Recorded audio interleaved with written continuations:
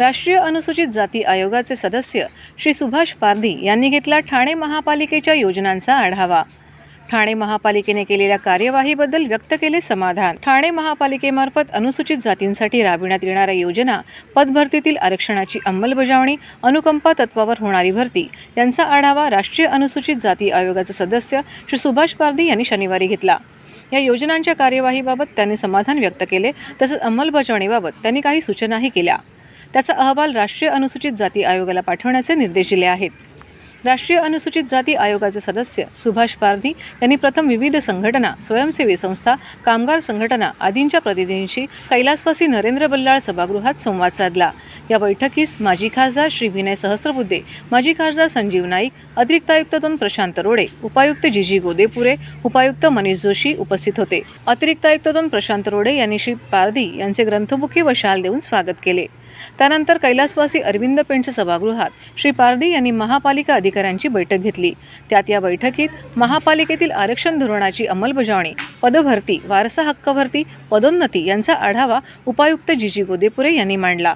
तर शिक्षण विभागामार्फत अनुसूचित जातींच्या विद्यार्थ्यांना दिली जाणारी शिष्यवृत्ती, विद्यार्थी संख्या यांची माहिती शिक्षणाधिकारी बाळासाहेब राक्षे यांनी दिली। दीनदयाळ अंत्योदय योजना तसेच लोकशाहीर अण्णाभाऊ साठे आणि डॉक्टर बाबासाहेब आंबेडकर समाज विकास योजनांच्या अंमलबजावणीबाबत उपायुक्त वर्षा दीक्षित यांनी माहिती दिली। भारताकडे लक्ष द्यायचं आहे आणि पारधी साहेबांनी त्यांच्या गेल्या अनेक वर्षाच्या कारकिर्दीमध्ये म्हणजे त्यांचा प्रयत्न राहिला की सर्व 5 वाजेपर्यंत मला रिपोर्ट यायला पाहिजे, इतक्या तातडीनं त्यांनी तिथे निर्णय घेतला। आणि म्हणून मी साहेबांचं या ठिकाणी याच्यासाठी कौतुक करतोय की सर्वसामान्य लोकांना अपेक्षित जी कार्य आहे, जे आता सहस्त्रबुद्धे साहेबांनी सांगितले, ते सर्व नागरिकांना आवाहन करण्यात येत आहे की सध्या डासांमार्फत पसरणाऱ्या डेंग्यू या आजाराचा प्रसार रोखण्यासाठी प्रत्येकाने पुढील प्रमाणे कार्यवाही करावी। डेंग्यू आजार एडिस इजिप्ती हा डास चावल्याने होतो। या डासांची पैदास साचलेल्या किंवा साचवलेल्या स्वच्छ पाण्यामध्ये होते। 8 दिवसांपेक्षा जास्त दिवस पाणी उघडे व साचून राहिल्यास त्यात डास अंडी घालतात। अंड्यांच्या अळ्या तयार होऊन पुढे डास तयार होतात। यासाठी आपल्या घरातील पाणी साठे, उदाहरणार्थ बॅरल्स, पिंपे, टाक्या, हौद, रांजणे इत्यादी दर आठवड्याला रिकामे करून घासून पुसून कोरडे करून पुन्हा भरावे। 1 दिवस कोरडा दिवस म्हणून पाळावा। पाणी साठ्यांना घट्ट झाकणे बसवावीत किंवा जुनी साडी, चादर, धोतर यांनी बांधून झाकून ठेवावीत, म्हणजे डास त्यात जाऊन अंडी घालणार नाहीत। घराच्या गच्चीवर, आजूबाजूला, अंगणात कोठेही पाणी साचू देऊ नये।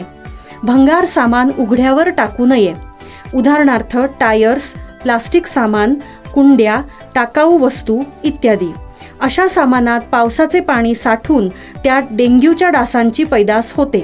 घरातील कूलर्स, फ्रीजच्या पाठीमागील ट्रे हे देखील वेळोवेळी कोरडे करावेत। लक्षात ठेवा, नुसत्या फवारणीने डास घनता कमी होत नाही, तर त्यासाठी डास पैदास ठिकाणे नष्ट करणे ही आपल्या सर्वांची जबाबदारी आहे। कोणताही ताप अंगावर न काढता जवळच्या शासकीय रुग्णालयात मोफत औषधोपचार घ्या। अशा प्रकारे नागरिकांनी सहकार्य केल्यास डेंग्यूचा प्रसार रोखणे सहज शक्य आहे।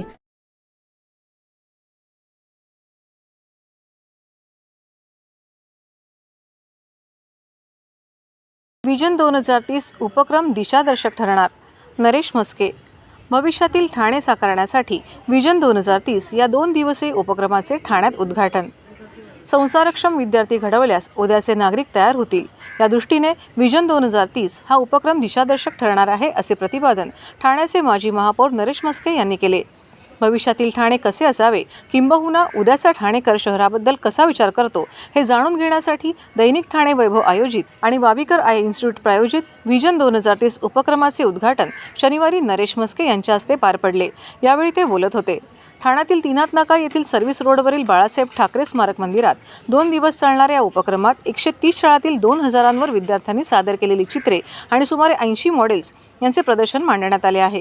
या उपक्रमाच्या उद्घाटन प्रसंगी माजी महापौर नरेश म्हस्के यांनी लहानपणी उत्तम संस्कार केल्यास भविष्यात हेच चांगले नागरिक बनतील. विजन 2030 सारख्या उपक्रमातून संस्कारक्षम विद्यार्थी घडवल्यास उद्याचे नागरिक घडतील. त्यामुळे विजन 2030 हा उपक्रम दिशादर्शक ठरणार आहे. पहिल्या दिवशी शहर विकास, पर्यावरण, वाहतूक, कायदा सुव्यवस्था, नियोजन आदी विषयांवर वास्तुविशारद उल्हास प्रधान तसेच 10 न्यायमूर्ती आणि विविध तज्ज्ञांनी मार्गदर्शन केले. यावेळी विद्यार्थ्यांची हितगुज करून त्यांच्या अपेक्षा आणि सूचना देखील मान्यवरांनी समजून घेतल्या. वावीकर आय इन्स्टिट्यूटचे डॉक्टर चंद्रशेखर वावीकर आणि ठाणे वैभवचे संपादक मिलिंद बल्लाळ तसेच व्यवस्थापकीय संपादक निखिल बल्लाळ यांच्या संकल्पनेतून राबवलेल्या या उपक्रमाला उदंड प्रतिसाद लावला. भविष्यातील म्हणजे 2030 मधील ठाणे या विषयावरती व्हिजन 2030 हे शाळेतील मुलांच्या नजरेतून भविष्यातील ठाणे हा सुंदर उपक्रम ठाणे वैभव परिवार, मिलिंद बल्लाळ आणि निखिल बल्लाळ आणि ज्यांच्या संकल्पनेतून हा जो कार्यक्रम आयोजित केलेला आहे ते डॉक्टर वावीकर, अतिशय सुंदर उपक्रम प्रदर्शन या ठिकाणी आयोजित केलेलं आहे. खऱ्या अर्थाने लहान मुलांवरती संस्कार करणं गरजेचं असतं. भविष्यात हे भारतीय नागरिक म्हणून पुढे काम करणार असतात आणि खऱ्या अर्थाने त्यांच्यावर संस्कार करणं गरजेचं असतं. ते काम ठाणा वैभव परिवार आणि डॉक्टर वावीकर फॅमिली करत आहे. ठाणेकरांच्या वतीने मी त्यांचा आभार मानेन. सर्वप्रथम तर हा जो उपक्रम आहे या उपक्रमाच्या माध्यमातून आम्ही ठाणेकरांचा सहभाग आपल्या स्मार्ट सिटीमध्ये कसा असावा हा विचार जो आहे हा पुढे नेण्याचा प्रयत्न करतोय. ठाणे शहरात सकारात्मकता आहे आणि त्याचं कुठेतरी प्रतिबिंब या सगळ्या प्रदर्शनात आपल्याला उमटलेलं दिसतंय. मुलांचा जो सहभाग आहे आणि त्यांनी ज्या संकल्पना मांडलेल्या आहेत त्या अद्वितीय आहेत की ते कसं बघतायत, कारण की ते उद्याचे नागरिक आहेत आणि त्याच्यामुळे त्यांनी काढलेली जवळजवळ 2000च्या वर चित्र आहेत, 80च्या वर मॉडेल्स आहेत आणि या सगळ्या माध्यमातनं शाळांनी जो काही सहभाग दिलेला आहे त्याच्यामुळे जी वातावरण निर्मिती होईल त्यातनं ठाणे महापालिकेचं काम सुकर होईल. कारण की हे एकट्या ठाणे महापालिकेचं, एकट्या शासनाचं काम नाहीये आणि आम्ही सातत्याने ठाणे वैभवतर्फे असं सांगतोय की हे मुख्यमंत्र्यांचं शहर आहे आणि मुख्यमंत्र्यांचं शहर असल्यामुळे आपल्या सर्वांची जबाबदारी खूप वाढीव आहे. त्या वाढीव जबाबदारीला कुठेतरी साजेसं काम इथल्या संस्थांनी, मग ठाणे वैभवसारखं आता सुवर्ण महोत्सवाच्या टप्प्यावर आलेलं दैनिक यांनी पण केलं पाहिजे. या दृष्टिकोनातून हा विचार आम्ही मांडत असतो आणि सुदैवाने आम्हाला डॉक्टर चंद्रशेखर वावीकर यांच्यासारखे त्यांचं पाठबळ लाभलं. ठाणे आपलं सुंदर दिसायला पाहिजे. जसे वेगवेगळे शहरं असतात, पुणे, बँगलोर, चंदीगड, त्यांना स्वतःची आयडेंटिटी आहे. तशी ठाण्याची आयडेंटिटी इम्प्रूव्ह करण्यासाठी काय करायचं याचा विचार तर आपले सगळ्यात जास्ती क्रिएटिव्ह माइंड्स म्हणजे स्टुडंट्स, म्हणून आम्ही स्टुडंट्सना अप्रोच करायचा विचार केला आणि जो रिस्पॉन्स आलेला आहे त्याच्याने ॲक्च्युली आम्ही थक्क झालेलो. ओव्हरवेल्मिंग सगळ्या स्टुडंट्सनी, टीचर्सनी, ड्रॉइंग टीचर्सनी, प्रिन्सिपल्सनी इतकी मेहनत घेतलेली आहे. 2000च्या वर ड्रॉइंग्स आणि 80च्या, मला वाटतं आता 100 झाली असेल, 100 मॉडेल्स आहेत आणि इकडे थांबणार नाही. याच्यातनं काही संकल्पना घेऊन त्या पुढे गव्हर्नमेंट ऑफिशियल्सपर्यंत किंवा योग्य त्या चॅनलमध्ये पोचवून त्याच्यातनं काहीतरी पॉझिटिव्ह निर्माण होईल याचा आम्ही डेफिनेटली प्रयत्न करू.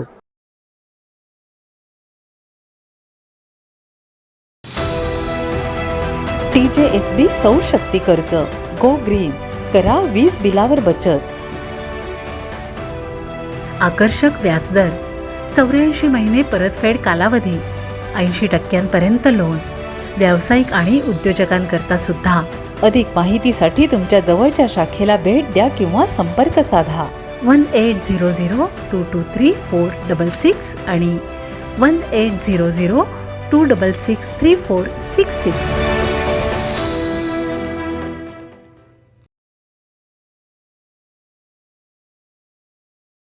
अयशस्वी ठरले की दुसऱ्यावर खापर फोडण्याचे त्यांचे जुने काम. डॉक्टर जितेंद्र आव्हाड यांचा फडणवीसांवर पलटवार. शरद पवार यांनी मराठा आरक्षणाला विरोध करणारे वक्तव्य केले असल्याचे उपमुख्यमंत्री देवेंद्र फडणवीस यांनी दाखवून द्यावे. आपण अयशस्वी ठरतोय असं समजल्यावर दुसऱ्याच्या डोक्यावर खापर फोडायचे हे त्यांचे पहिल्यापासूनचे काम आहे, अशा शब्दात राष्ट्रवादी काँग्रेसचे राष्ट्रीय सरचिटणीस आमदार डॉक्टर जितेंद्र आव्हाड यांनी फडणवीस यांच्यावर पलटवार केला. उपमुख्यमंत्री देवेंद्र फडणवीस यांनी मराठा आरक्षणाच्या प्रश्नास शरद पवार यांना जबाबदार धरले आहे. यावरून डॉक्टर जितेंद्र आव्हाड यांनी भूमिका मांडली. डॉक्टर जितेंद्र आव्हाड म्हणाले की शरद पवार यांना लक्ष करणाऱ्यांनी आपणाला एकदा दाखवून द्यावे की शरद पवारांनी मराठा आरक्षणाला कधी विरोध केला आहे. सत्ताधाऱ्यांना आता आरक्षण देणे जमत नाही, त्यामुळेच ते पवारांना लक्ष करीत आहेत. ते धनगरांना अनुसूचित जातीत आरक्षण देणार होते, त्यांना ते जमले नाही. ते लिंगायत समाजाला आरक्षण देणार आहेत, तेही त्यांना जमले नाही. त्यांनी दिलेली सर्व आश्वासने फोल ठरली. ही आश्वासने फोल झाली कोणामुळे? शरद पवारांमुळे, असा सवाल करीत डॉक्टर जितेंद्र आव्हाड म्हणाले की मोठेपणा घ्यायला जाता तेव्हा नाही येत शरद पवारांची आठवण. राज्यातील ज्या कामांची जी उद्घाटने केली ना ती शरद पवार साहेबांनी सुरू केली आहेत, तेव्हा का नाही आली शरद पवारांची आठवण? आरक्षणाच्या बाबतीत कातीत सापडलेले शिंदे सरकार आणि त्यातील उपमुख्यमंत्री हे आता शरद पवारांचे नाव घेत आहेत, पण जनतेला माहीत आहे की यात शरद पवारांचा यात काहीही संबंध नाही, असे डॉक्टर आव्हाड म्हणाले. महाराष्ट्राच्या इतिहासामध्ये जेव्हा जेव्हा राजकारणी अयशस्वी ठरतात तेव्हा आपल्या फेल्युअरचं नारळ ते शरद पवारांना फोडतात. आपण काहीच करू शकत नाही, हेच याचा अर्थ आहे. हाच याचा एकही वक्तव्य शरद पवारांनी मराठा आरक्षणाला विरोध केला असं दाखवा. आपण अयशस्वी होतोय असं दिसल्यानंतर दुसऱ्याच्या अंगावरती डोक्यावरती नारळ फोडणं ते पहिल्यापासूनचं कामच आहे. त्यांनी मला एकदा दाखवावं की शरद पवारांनी मराठा आरक्षणाला विरोध केला आहे. उगाच शरद पवार आपल्याला जमत नाही ना. आता तुम्ही धनगरांना आरक्षण देणार होते, ते जमलं नाही. तुम्ही लिंगायत समाजाला आरक्षण देणार होते, ते जमलं नाही. तुम्ही मुस्लिम बांधवांना ते आरक्षण देणारच नाही का? मुस्लिम बांधवांना आरक्षण दिलं तर पॉलिटिकल प्रोग्राम खराब होतो ना, का आम्ही मुसलमानांविरुद्ध आहोत, हाच तर बीजेपीचा अजेंडा आहे. म्हणजे तुम्ही दिलेली प्रत्येक आश्वासनं फेल झाली. कोणामुळे झाली? शरद पवारांमुळे. मोठेपणा घ्यायला जेव्हा जाता तेव्हा नाही शरद पवारांची आठवण. अर्ध्या कामाचं जे उद्घाटन केलंय तेव्हा नाही येत तुम्हाला शरद पवारांची आठवण. हे सगळं काम शरद पवार साहेबांनी सुरू केलं. तेव्हा आता मराठा आरक्षणाच्या बाबतीत कात्रीत सापडलेले शिंदे सरकार आणि त्याच्यातले उपमुख्यमंत्री हे आता शरद पवारांचं नाव घेते. लोकांना माहिती आहे शरद पवारांचा आहे, याच्यात काही एक संबंध नाही. भाजपा उद्योग आघाडी करणार. ठाण्यात विश्वकर्मा योजनेचा प्रसार. संजीव नाईक, निरंजन डावखरे यांच्या हस्ते रथांचे उद्घाटन. सेजल कदम यांचा पुढाकार. पंतप्रधान नरेंद्र मोदी यांनी सुरू केलेल्या प्रधानमंत्री विश्वकर्मा योजनेचा भाजपाच्या उद्योग आघाडीकडून ठाणे शहर व जिल्ह्यात प्रसार करण्यात येणार आहे. भाजपा उद्योग आघाडीच्या महिला प्रदेश संयोजिका सेजल संजय कदम यांनी प्रसारासाठी पुढाकार घेतला असून विश्वकर्मा योजनेच्या 3 रथांचे माजी खासदार संजीव नाईक व आमदार निरंजन डावखरे यांच्या हस्ते आज उद्घाटन करण्यात आले. तर प्रदेश स्तरावरून ऑनलाईन पद्धतीने उपमुख्यमंत्री देवेंद्र फडणवीस, भाजपाचे प्रदेशाध्यक्ष चंद्रशेखर बावनकुळे आणि उद्योग आघाडीचे प्रदेशाध्यक्ष प्रमोद वाकोडकर यांनी उद्घाटन केले. भाजपाच्या खोपट येथील जिल्हा कार्यालयाबाहेर झालेल्या कार्यक्रमात माजी खासदार संजीव नाईक व आमदार निरंजन डावखरे यांनी रथाचे उद्घाटन केले. या कार्यक्रमाला माजी ज्येष्ठ नगरसेवक संदीप लेले, उद्योग आघाडीच्या प्रदेश संयोजिका सेजल कदम आदी मान्यवरांची उपस्थिती होती. यावेळी विश्वकर्मा योजनेत सहभागीसाठी नोंदणीही सुरू करण्यात आली. पूर्वीच्या काळात 12 बलुतेदार असलेल्या कुशल कारागिरांकडून ग्रामीण भागातील अर्थव्यवस्था चालवली जात होती. मात्र दुर्दैवाने बदलत्या परिस्थितीत अनेक कारागिरांना जगण्यासाठी संघर्ष करावा लागत आहे. या कारागिरांचे भविष्य घडवण्यासाठी पंतप्रधान नरेंद्र मोदी यांनी विश्वकर्मा योजना सुरू केली. या योजनेचा भाजपाच्या प्रत्येक कार्यकर्त्याने प्रचार करून गरजू कारागिरांपर्यंत योजना पोहोचवून त्यांचे जीवनमान बदलावे, असे आवाहन आमदार निरंजन डावखरे यांनी केले. तर पंतप्रधान नरेंद्र मोदी यांच्याकडून सामान्य कारागिरांच्या प्रगतीचा विचार करण्यात आला. त्याला सर्व नागरिकांनी पाठिंबा द्यावा, असे आवाहन संजीव नाईक यांनी केले. ठाणे शहरासह जिल्ह्याच्या कानाकोपऱ्यातील प्रत्येक कारागिरापर्यंत भाजपाच्या कार्यकर्त्यांच्या मदतीने आम्ही पोहोचून त्यांना योजनेचा लाभ मिळवून देऊ, असा विश्वास सेजल कदम यांनी व्यक्त केला. विश्वकर्मा योजनेच्या 3 रथांच्या माध्यमातून जिल्ह्यातील दुकाने, व्यावसायिकांचे वर्कशॉप आणि लघुउद्योगांपर्यंत पोहोचले जाईल. येथील सदस्यांना विश्वकर्मा योजनेचे सदस्यत्व करून घेण्यात येईल अशी माहिती सेजल कदम यांनी दिली. भाजपा उद्योग आघाडीच्या पदाधिकारी व सदस्यांकडे विश्वकर्मा योजनेच्या प्रचाराची महत्त्वपूर्ण जबाबदारी सोपवण्यात आली आहे. याबद्दल उपमुख्यमंत्री देवेंद्र फडणवीस, प्रदेशाध्यक्ष चंद्रशेखर बावनकुळे यांचे प्रदेश संयोजिका सेजल कदम यांनी आभार मानले. ठाणे शहरातून विश्वकर्मा योजनेच्या नोंदणीला सुरुवात झाली असून उद्योग आघाडीकडून संपूर्ण राज्यात नोंदणी केली जात आहे, असे सेजल कदम यांनी सांगितले. या योजनेत सहभागासाठी सुतार, नौका निर्माते, अस्त्रकार, लोहार, हातोडा अवजार निर्माते, कुलूप बनवणारे, सोनार, कुंभार, मूर्ती शिल्पकार, दगड फोडणारे चर्मकार, राजमिस्त्री, टोपली, चटई, झाडू बनवणारे, बाहुली खेळणी बनवणारे, न्हावी, माळी, धोबी, शिंपी आणि मासेमारीसाठी जाळे बनवणारे व्यावसायिक व कामगार आदींनी संपर्क साधावा. तसेच या कारागिरांच्या संपर्कात असलेल्या नागरिकांनीही त्यांची विश्वकर्मा योजनेत नोंदणी करून घ्यावी, असे आवाहन सेजल कदम यांनी केले आहे. मला आज आनंद आहे की या ठिकाणी ताईंनी खूप चांगलं काम गेल्या अनेक वर्ष ते सामाजिक कार्य करतात आणि आज भारतीय जनता पक्षाच्या कामगार आघाडीच्या माध्यमातून त्यांच्यावरती एक चांगली जबाबदारी आणि खऱ्या अर्थानं बारा बलुतेदार हे अनेक वर्षापासून त्यांचे दुर्लक्षित होते, वंचित होते. माननीय मोदी साहेबांनी मागच्या 9 वर्षामध्ये त्यांना स्वतःच्या पायावरती उभे राहून खऱ्या अर्थानं देशाची जी संस्कृती आहे, आज जो देश दिसतोय त्या बारा बलुतेदारांच्या माध्यमातूनच आज इथपर्यंत आलेला आहे. परंतु खऱ्या अर्थानं त्यांना ताकद देण्याचं काम मोदी साहेबांनी या योजनेतून आणलेलं आहे. विश्वकर्मा योजना जी केंद्राच्या माध्यमाने सन्माननीय पंतप्रधान मोदीजींच्या माध्यमाने पूर्ण देशात या योजनेचं शुभारंभ झालेलं आहे. आज ठाण्यामध्ये आम्ही या योजनेचं यात्रेच्या माध्यमाने शुभारंभ केला आहे. हे रथ जे आहेत हे विश्वकर्मा योजनेच्या संदर्भातली साक्षरता, त्याच्याबद्दलची माहिती आणि या विश्वकर्मा योजनेमध्ये जास्तीत जास्त लाभार्थ्यांची नोंद व्हावी यासाठी ही यात्रा होणार आहे. मी सेजल संजय कदम, भारतीय जनता पार्टी उद्योग आघाडीचे महाराष्ट्राचे अध्यक्ष, महिला सेनेचे अध्यक्ष. आज आपण मोदीजींच्या संकल्पनेची जी एक कल्पना आहे की विश्वकर्मा योजना ही 12 बलुतेदारांपर्यंत पोहोचली पाहिजे आणि त्याचा एक दृढ निश्चय करून पदाच्या पहिल्याच कार्यक्रमाची एक सुरुवात मी माझं जिथे मी रहिवासी आहे ठाणे जिल्ह्याची, तिथून सुरुवात केलेली आहे. ठाणे रेल्वे स्थानकात 2 दिवस मेगा ब्लॉक.